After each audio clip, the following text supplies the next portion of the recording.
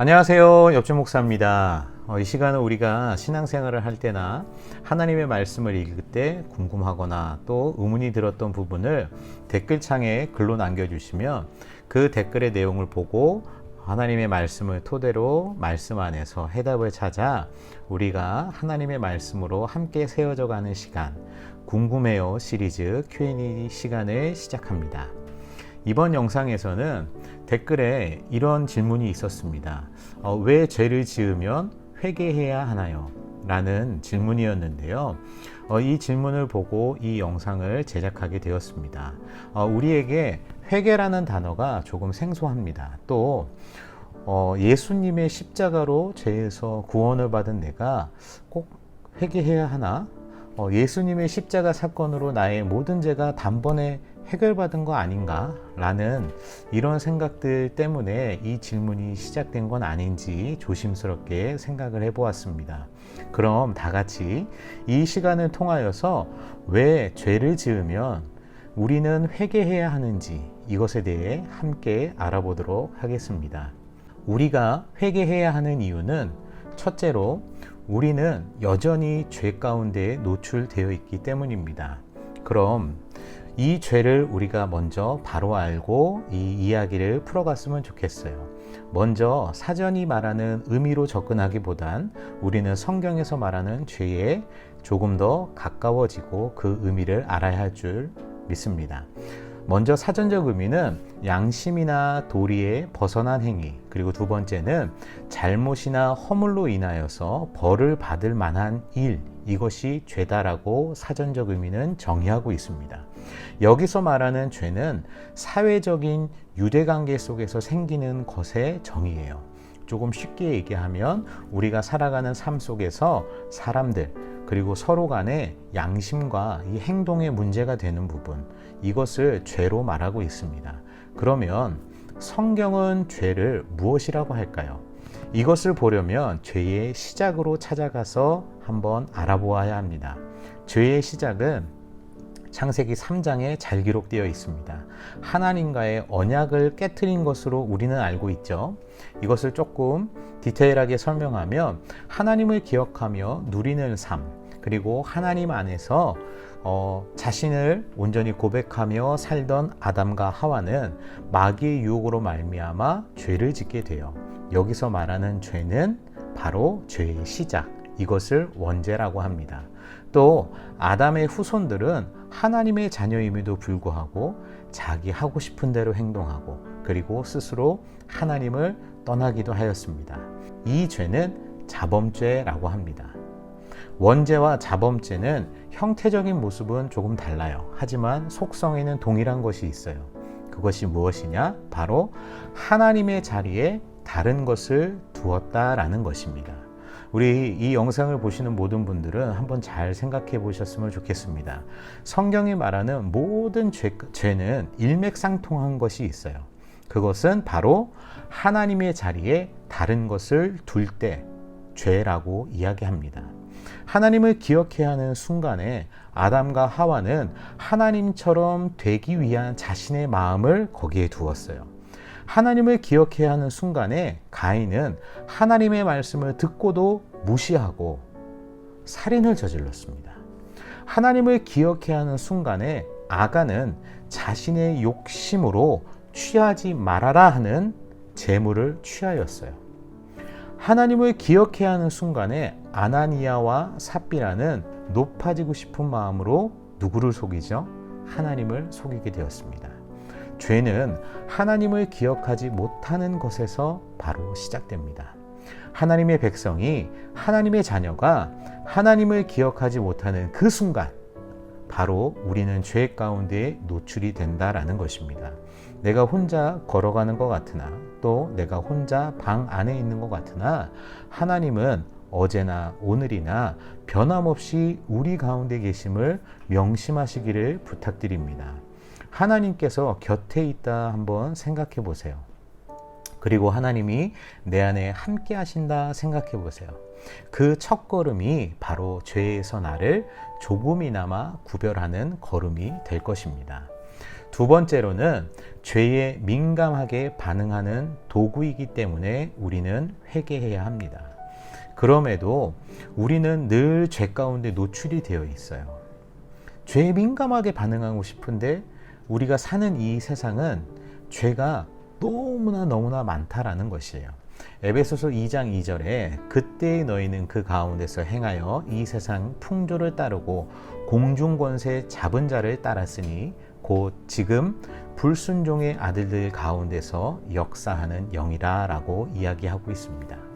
우리가 사는 세상은 죄로 덮여 있고 하나님의 자녀됨으로 살기가 어려운 곳에 우리가 있음을 우리는 다시금 기억해야 합니다.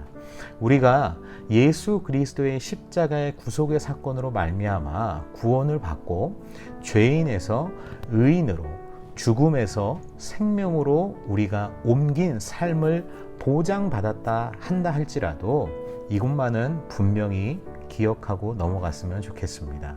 이것은 칭함이라는 것이에요. 본래 우리가 죄와 상관없었던 것이 아니라 너희는 선하고 이제는 죽는 것이 아니라 생명 가운데 거할 것이야 라고 칭해 주셨다라는 것이에요. 이것은 완전한 자유함을 뜻하는 것은 아닙니다. 죄를 지은 사람이 죄값을 치르고 다시 세상에 나왔다고 해서 죄의 유혹에서 자유해졌나요? 여전히 그 부분과 싸워야 하는 것이에요. 죄를 용서함 받은 것이지 죄의 유혹과 죄성이 끊어진 것이 아니다라는 것입니다.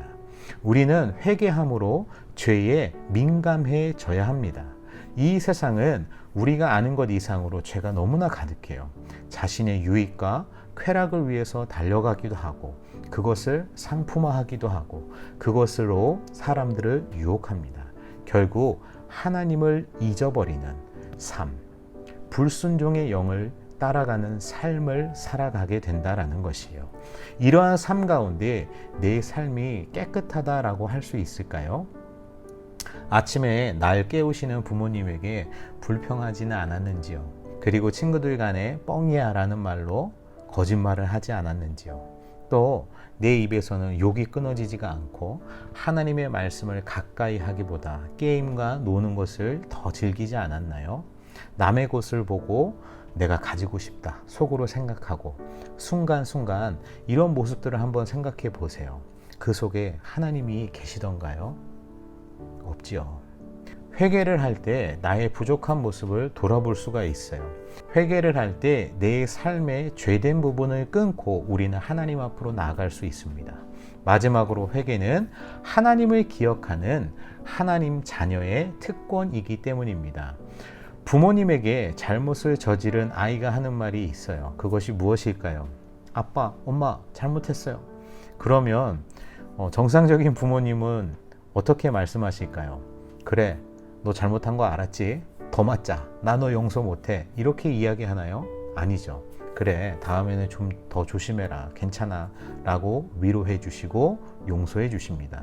회개는 먼저 하나님 아버지에게 나의 죄를 고백하는 것이에요. 책망받는 것이 아니라 용서함을 받는 자녀의 특권입니다. 회개는 사람에게 하는 것이 아니에요. 그리고 용서해 주세요 하고 끝나는 것이 아니라 이제는 제가 하나님의 말씀대로 나의 잘못된 삶을 돌이켜 하나님의 뜻을 내 삶에 실천하고 나타내며 살겠습니다라고 고백하는 것입니다. 이것이 바른 회개입니다. 잘못만 이야기하는 것이 회개가 아니라 내 삶의 잘못된 방향을 하나님께로 돌이켜 맞추는 것, 그리고 그 맞춘 것에서 이탈하지 않는 것, 이것이 회개이며 이것이 자녀된 자의 특권이다라는 것을 기억하시길 바랍니다. 회개는 하나님의 뜻 가운데로 돌아오는 것이기에 우리는 매 순간순간마다 나의 죄가 생각날 때 그리고 죄를 지을 때 회개가 필요하다는 것을 기억하시기 바랍니다. 날마다 하나님 앞에 회개함으로 나아가는 것을 두려워하거나 부끄러워하지 마세요. 야고보서 4장 8절은 이렇게 이야기합니다. 하나님을 가까이 하라. 그리하면 너희를 가까이 하시리라. 죄인들아 손을 깨끗이 하라. 두 마음을 품은 자들아 마음을 성결하게 하라. 아멘. 하나님은 우리의 이런 기도 가운데 역사하시며 순간순간 회개하며 하나님 앞에 나아갈 때 우리의 삶에 하나님이 기억될 것입니다.